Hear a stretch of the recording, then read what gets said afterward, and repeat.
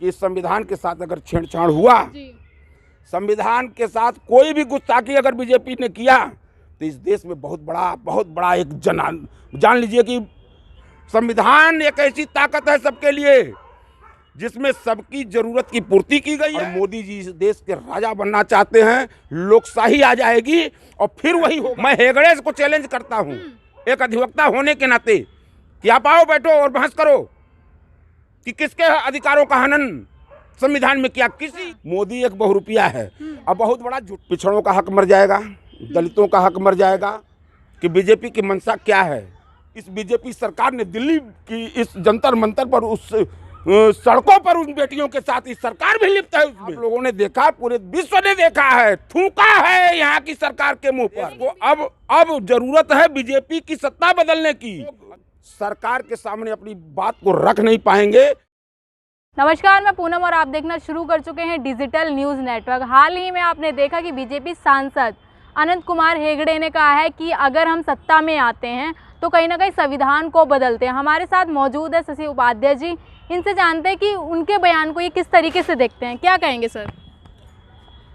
देखिए, अनंत कुमार हेगड़े मानसिक रूप से मतलब पागल व्यक्ति हो चुके हैं और यह उनका बयान नहीं है। फिर किसका है? यह सीधे सीधे आरएसएस का बयान है, यह बीजेपी का बयान है। मुंह उनका है कहने के लिए। और यह देश को आज अब बहुत गंभीरता से समझने की ज़रूरत है कि बीजेपी की मंशा क्या है इस देश में। बीजेपी समर्थन जो जनता से ले रही है, उस समर्थन का लाभ जनता को विकास के नाम पर, नौकरी के नाम पर देना चाहिए, रोजगार के नाम पर देना चाहिए, महिलाओं की सुरक्षा के नाम पर देना चाहिए, जो नहीं दे पा रही है। उनका कहना साफ साफ ये है कि कहीं ना कहीं जब संविधान बना होगा तो कहीं ना कहीं हिंदू लोगों के लिए भेदभाव किया। अच्छा, क्या आपका शुभ नाम क्या है, पहले हमको ये बताइए। पूनम जी, आप हिंदू हैं? क्या भेदभाव आपको नजर आता है कि जो मतलब कि दूसरे धर्म के लिए विशेष संविधान में कुछ रखा गया है? आप बताइए ना, संविधान के बारे में जानती हैं। मैं हेगड़े को चैलेंज करता हूं एक अधिवक्ता होने के नाते कि आप आओ बैठो और बहस करो कि किसके अधिकारों का हनन संविधान में किया। किसी एक व्यक्ति जो बता दे कि जिसके अधिकारों का हनन संविधान में किया गया हो। संविधान एक ऐसी ताकत है सबके लिए जिसमें सबकी जरूरत की पूर्ति की गई है और हर व्यक्ति को उस संविधान में जगह मिली हुई है। संविधान ने किसी का हनन नहीं किया है। बाबा साहब भीमराव अम्बेडकर ने जिस संविधान का गठन और उस संविधान को किसी एक लोगों ने बनाया है।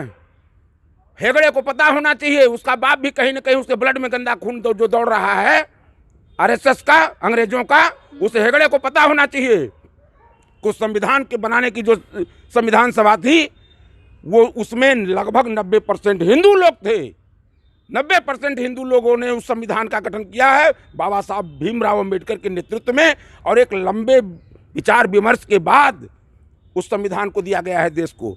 और कह रहा है कि संविधान बदलने की जरूरत है। इस देश को अब जरूरत है बीजेपी की सत्ता बदलने की। और 2024 में आप देख लीजिएगा, इनकी सत्ता जा रही है। ये खुद बहुत परेशान है, छटपटाए हुए हैं ये लोग। क्या लग रहा है, अगर बीजेपी सरकार सत्ता में आती तो परिवर्तन होगा और जनता पे क्या असर पड़ेगा? अच्छा, क्यों आती है बीजेपी सरकार, क्यों आती है बताइए? क्योंकि मोदी जी कह रहे हैं 400 पार। मोदी जी जनता को भ्रमित कर रहे हैं। मोदी जी जनता, अच्छा कैसे वो 400 पार कर रहे हैं? वो क्या हैं? इस देश के प्रधानमंत्री हैं। लोकतंत्र में चुनाव देने का अधिकार हमको, आपको, इनको है। जनता भी तो पसंद कर रही है। कौन सी जनता पसंद कर रही है? किसान बॉर्डर पे बैठा हुआ है, किले इतनी बड़ी बड़ी रोडों पर लगाई गई हैं, उनके ऊपर आंसू गैस के गोले दागे जा रहे हैं, गोलियां चलाई जा रही हैं, बेरोजगार सड़कों पर घूम रहा है, इनके खिलाफ प्रदर्शन कर रहा है। आज मतलब महिलाओं की वो दुर्दशा है कि नंगी करके महिलाएं इस भारतवर्ष में दौड़ाई जा रही हैं और उनके नाजुक अंगों को जैसे गिद्ध नोचते हैं मांसों को। महिलाओं पे मोदी जी भावुक हो जाते हैं, रोने लगते हैं। वो बहुरूपिया है। अच्छा, मोदी एक बहुरूपिया है और बहुत बड़ा झुट्ठा है, झुट्ठा नंबर 1। आज प्रधानमंत्री मोदी जी को ऐसा बोल रहे हैं? झूठे हैं, बहुत बड़े झूठे हैं मोदी जी। मोदी जी बहुत बड़े झूठे हैं। पूछिए, हम प्रमाणित कर रहे हैं आपके चैनल के माध्यम से, क्योंकि एक लोगों तक एक चैनल नहीं रहेगा, मैं भी जिम्मेदारी से बोल रहा हूँ। मोदी जी इतने बड़े झूठे हैं कि अभी तक अपने इस सार्वजनिक जीवन में मैंने उतना बड़ा झूठा नहीं देखा, और वो भी प्रधानमंत्री की कुर्सी पर बैठकर। 2 करोड़ रोजगार देने की गारंटी किसकी थी? मोदी ने दिया था। महिलाओं को सुरक्षा देने की गारंटी किसकी थी? मोदी की। ये गारंटी उनकी की ना, जिस गारंटी का प्रचार ये कर रहे हैं, ये गारंटी उनकी थी कि महिलाओं को सुरक्षा दी जाएगी। मणिपुर में महिलाओं की सुरक्षा को आप लोगों ने देखा, पूरे विश्व ने देखा है, थूका है यहाँ की सरकार के मुंह पर। लेकिन बीजेपी हमेशा ये अरे बोलती है बीजेपी के कहने से देश चलेगा या कि महिलाओं की बात आती तो मणिपुर गिरवा देते, राजस्थान भूल जाते हैं। कौन राजस्थान में? आप नहीं, राजस्थान में अगर गलत हुआ तो राजस्थान में तत्कालिक त्वरित कार्रवाई हुई थी। अगर आप इस बार राजस्थान में गलत हुआ है तो त्वरित कार्रवाई वहां की तत्कालीन सरकार जो गहलोत साहब की थी उसने कार्रवाई किया, गिरफ्तार किया। लेकिन मुद्दे तो उठते हैं ना। सुनिए, आपके पास तो इतनी कालिख लगी है कि मणिपुर जा भी नहीं सकते। आप तो गए भी नहीं, आप तो गए नहीं। तो छोड़िए उतनी बड़ी बात, यही आपके सर पर नंगा नृत्य कर रहा है ब्रिजभूषण, नंगा नृत्य कर रहा है, बेशर्मी से कहता है कि मेरा जलवा चला है और हमेशा चलता रहेगा। महिला पहलवान यही दिल्ली की सड़कों पर, वह बेटियां न्याय मांगने के लिए बैठी थी जंतर मंतर पर, उनके साथ बर्बरता तो जो उसने किया वो किया ही जी। मानसिक रूप से, शारीरिक रूप से, व्यवहारिक रूप से। लेकिन उसके बाद जो बचा था, इस बीजेपी सरकार ने दिल्ली की इस जंतर मंतर पर, उस सड़कों पर उन बेटियों के साथ इस सरकार भी लिप्त है उसमें। लेकिन बीजेपी सरकार हमेशा दावे करती है कि हमारी राज्य में महिलाएं सुरक्षित हैं और कहीं ना कहीं किसानों को भी हम दुगनी आय दे रहे हैं। लेकिन आरोप आप देखिए किसानों को इतनी आय मिल रही है, चूंकि मैं भी एक किसान हूँ छोटा सा, और वो दर्द अगर हमसे पूछिएगा, मैं 3 बेटियों का पिता हूँ, एक बेटा है मेरे पास, और ईमानदारी बता दूं कि मैं अपने बच्चियों की फीस नहीं, मेरी बेटी अभी इंटर की परीक्षा इसी साल दे रही है, बड़ी बेटी, दूसरी हाई स्कूल की दे रही है। यह बात मैं इसलिए कह रहा हूं कि आज उसने हमसे कहा है कि पापा BA LLB का फॉर्म निकला हुआ है, मुझे भरना है। आप जानती हैं कि CUT के तहत सारी परीक्षाएं हो रही हैं। 1800 रुपये उसकी फीस। दूसरी ने तुरंत कहा है कि मुझे CHS का भरना है। सारे जोड़कर उसने बताए हैं कि मुझे 4000 रुपये चाहिए, और मैं किसान होने के नाते चूँकि पिता हूँ, उस दर्द को मैं समझता हूँ, मैं नहीं कर पाया हूँ। हमने कहा कि बेटा 2-4 दिन आए कि दुगनी की बात करते हैं।